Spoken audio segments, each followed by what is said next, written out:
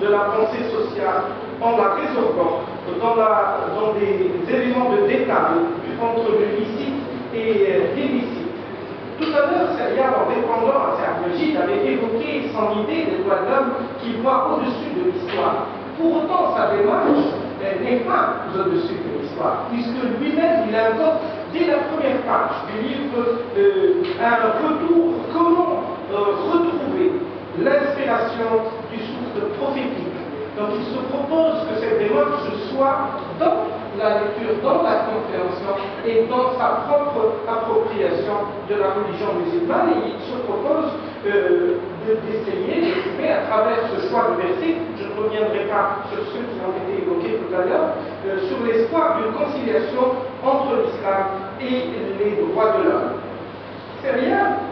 Tout à l'heure, dans certains des passages, on a eu beaucoup de discussions concernant le chapitre relatif aux animaux, mais il y a eu assez de part dans la discussion, je ne m'arrêterai pas. Le chapitre qui m'interpelle dans une lecture politique de ce livre, c'est plutôt le chapitre 10 qui s'intitule « La loi de Dieu et la purification des sociétés impies ».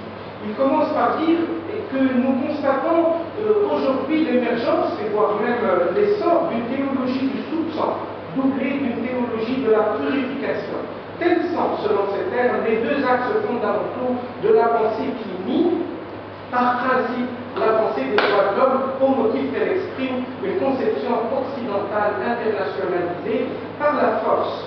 Ce discours, qui a été écrit en 2010, trouve une caisse de résonance dans la révolution qu'a vécu notre pays. Aucun slogan religieux n'a été levé, aucun slogan identitaire.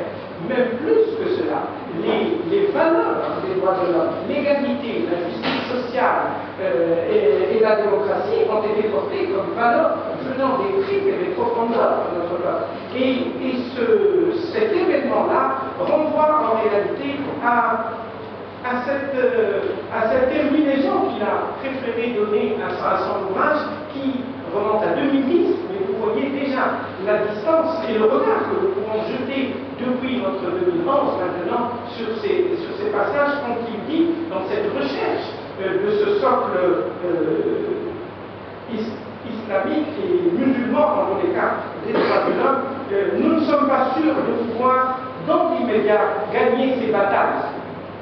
C'est en 2010 qu'il dit cela. Elles dépendent de faits sociaux massifs. Il ne croyait pas que les faits sociaux massifs, en tous les cas dans le contexte tunisien, allaient arriver si vite, et qu'aujourd'hui, relire ce chapitre 10 relatif à ce socle de division et ce schisme entre théologie du soupçon et théologie de la purification devient une question d'actualité, une question constitutionnelle et constituante aujourd'hui dans notre pays, et que donc ce livre retrouve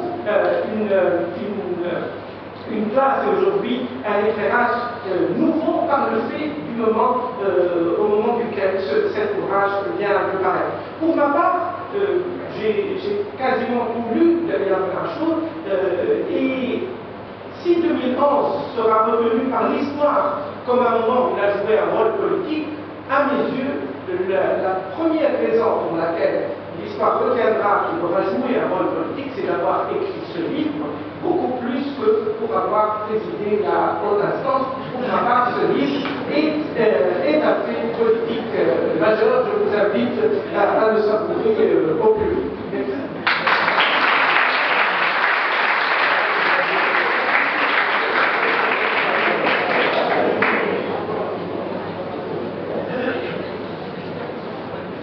C'est comme vous voulez, nous pouvons nous arrêter là, nous pouvons répondre à quelques questions si vous voulez.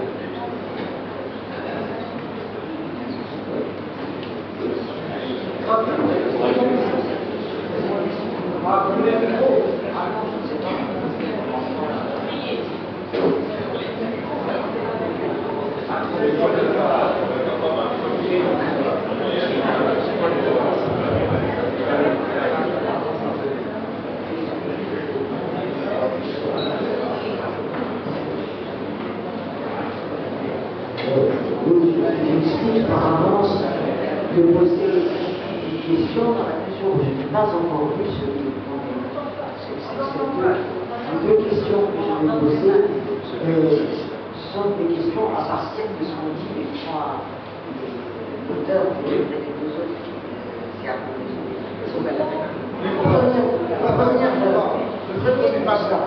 Est-ce que la question qui se pose est une question de refuser la naturalisation des droits de l'homme, ce que je comprends parfaitement, tout à fait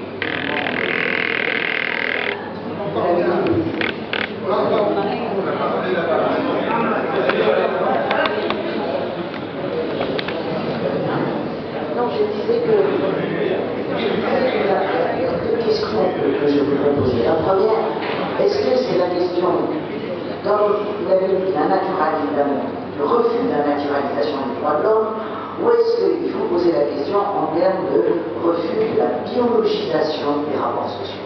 Et je crois que c'est plutôt, me semble-t-il, partir du refus de la biologisation des rapports sociaux me semble peut-être plus important pour expliquer l'inégalité des femmes, la question de l'esclavage, la question de l'inégalité de race, etc. Mais parce que ça introduit la question du rapport des forces, qui me semble extrêmement important dans la conversation de l'autre. Et ça m'amène à la vraie question que je vais poser. Je ne comprends pas pourquoi il serait nécessaire de mettre en opposition l'histoire et l'université. Je ne comprends pas cette mise en opposition. Pour deux raisons, je ne la comprends pas. La première, c'est que dans toutes les sociétés, dans toutes les cultures, dans toutes les histoires, il y a toujours une tension entre l'universel et le particulier. Cette tension est constitutive de l'histoire des sociétés, de l'histoire de pensée, d'une part. Et par ailleurs, est-ce qu'il ne serait pas plus efficace pour la défense des droits de l'homme, non pas